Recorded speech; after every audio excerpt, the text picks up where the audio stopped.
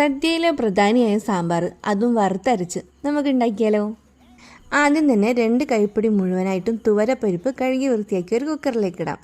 ഇതിലേക്ക് ആദ്യം തന്നെ ഒരു ഉള്ളി, പിന്നെ വേവ് കൂടിയ കഷ്ണങ്ങളായിട്ടുള്ള പച്ചക്കായ, ഉരുളക്കിഴങ്ങ്, ചേന, ക്യാരറ്റ് ഇതെല്ലാം കൂടി ഒന്ന് ചേർത്ത് തക്കാളി, പച്ചമുളകും കൂടി മുറിച്ചിട്ട് ആവശ്യത്തിന് വെള്ളം കൂടി ഒഴിച്ചിട്ട് നമുക്ക് അടുപ്പത്തേക്ക് വെക്കാം. ഇനി ഇതിലേക്ക് ആവശ്യത്തിനുള്ള ഉപ്പ് ചേർത്ത് കൊടുക്കാം. പിന്നെ 1 ടീസ്പൂൺ മഞ്ഞൾപ്പൊടിയും കൂടി ചേർത്ത് കുക്കർ മൂടി വെച്ച് വേവിച്ചെടുക്കാം. ഇനി നമുക്ക് സാമ്പാറിനേക്കുള്ള തേങ്ങ വറുക്കാം. ആദ്യം തന്നെ കുറച്ചധികം തേങ്ങ വെളിച്ചെണ്ണയിലിട്ട് ജസ്റ്റ് ഒന്ന് റോസ്റ്റ് ചെയ്തെടുക്കാം. അതിലേക്ക് ഒരു 10ഓളം വരുന്ന ചെറിയുള്ളി, ചെറിയ കഷ്ണം ഇഞ്ചി, ഒരു 10 അല്ലി വെളുത്തുള്ളി, പിന്നെ ഒരു 2 പച്ചമുളക് കീറിയിട്ടതും ഇതെല്ലാം കൂടി ചേർത്ത് നന്നായിട്ടൊന്ന് ഡ്രൈ റോസ്റ്റ് ചെയ്തെടുക്കാം. ഒരു പിടി കറിവേപ്പില കൂടി ചേർക്കുന്നുണ്ട് കേട്ടോ. ഇതും കൂടി ചേർത്ത് നന്നായിട്ടൊന്ന് റോസ്റ്റ് ചെയ്തെടുക്കാം. ഇനി തേങ്ങയുടെ കളറ് ചെറുതായിട്ടൊന്ന് മാറി വരുമ്പം 1/2 ടീസ്പൂൺ ഉലുവയും 1/2 ടീസ്പൂൺ ചെറിയ ജീരകവും 1/2 ടീസ്പൂൺ മഞ്ഞൾപ്പൊടിയും കൂടി ചേർത്ത് ഒന്നുകൂടി നന്നായിട്ടൊന്ന് വറുത്തെടുക്കണം. ഇതിൻ്റെ കളർ ഈ ഒരു കളറാകുന്നത് വരെ വറുത്തെടുക്കാം. പ്രത്യേകം ശ്രദ്ധിക്കുക, തീ ലോ ഫ്ലെയിമിലിടാം. കരിഞ്ഞു പോകാൻ പാടില്ല, വറുത്ത് വരാനേ പാടുള്ളൂ. ഈ ഒരു സമയപ്പോഴേക്കും നമ്മൾ വേവിക്കാൻ വെച്ച പച്ചക്കറികളും പരിപ്പും എല്ലാം നന്നായിട്ട് വെന്ത് വന്നിട്ടുണ്ട്. ഇത് ഞാൻ വേറെ വലിയൊരു പാത്രത്തിലേക്ക് മാറ്റുകയാണേ.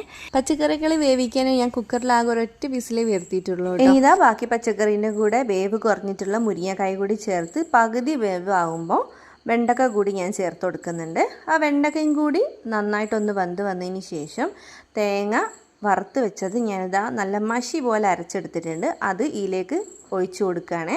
പച്ചക്കറികളൊക്കെ വെന്തതിന് ശേഷമാണ് ഇത് ചെയ്യുന്നത്. പിന്നെ ഒരു പിടി പുളി കൂടി ഞാൻ പിഴിഞ്ഞൊഴിച്ചിട്ടുണ്ട്.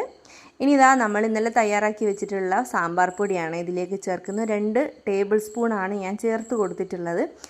അത് ചേർത്ത് നന്നായിട്ടൊന്ന് മിക്സ് ചെയ്യുക. അവസാനമായിട്ട് 1 ടീസ്പൂണ് കായപ്പൊടി കൂടി ചേർത്ത് കൊടുക്കുക കേട്ടോ. ഇതും കൂടി ആയിക്കഴിഞ്ഞാൽ നമ്മളെ സാമ്പാർ ഓൾമോസ്റ്റ് റെഡി ആയിട്ടുണ്ട്. ഇനി ഇതിലേക്ക് 1 പിടി മല്ലിയിലയും കൂടി ഇട്ടിട്ട് നന്നായിട്ടൊന്ന് ജസ്റ്റ് ഒന്ന് തിളപ്പിച്ചെടുക്കുകയാണ്. ഇനി അതിലേക്ക് അവസാനമായിട്ട് വറവും കൂടി ചേർക്കുകയാണ്. വെളിച്ചെണ്ണയിലേക്ക് കടുകും വറ്റൽമുളകും തീ ഓഫ് ചെയ്തതിന് ശേഷം 1 പിടി കറിവേപ്പിലയും കൂടി ചേർത്ത് കഴിഞ്ഞാൽ നമ്മുടെ വറവ് റെഡി ആയിട്ടുണ്ട്. ഇത് നമ്മൾ ഉണ്ടാക്കി വെച്ചിട്ടുള്ള സാമ്പാറിലേക്ക് ചേർത്ത് കൊടുക്കുക. അപ്പോൾ നമ്മുടെ കിടിലൻ വറുത്തരച്ച സാമ്പാർ റെഡി.